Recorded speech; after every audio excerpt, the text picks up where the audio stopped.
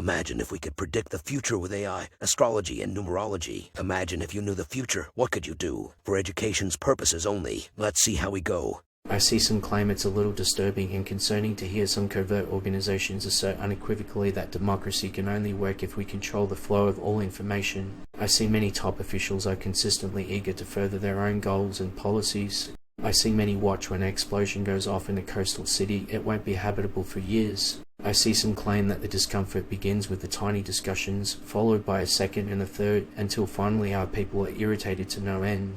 I see people complain that you have to give them your possessions. I see our men fleeing across the land. They failed at ideas that would have secured the existence and foundation. It all culminated in collapse. I see many say that our society is so morally depraved that nothing might be considered outrageous.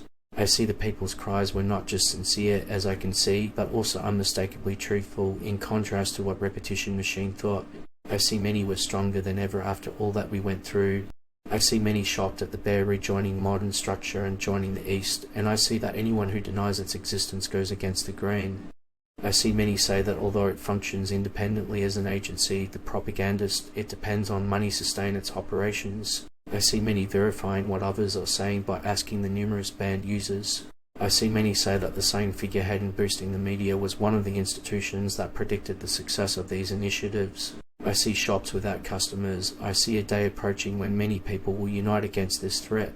I see our families huddling together and children sobbing, and the answer to that question, as well as many others, is that the darkness is thriving more than ever before. I see some claim that because Repetition Machine have had years to demonstrate their abilities, a mass of ruins is the end outcome. I see many say that our debt obligations and unfavourable media coverage make us undesirable to people of the opposite sex.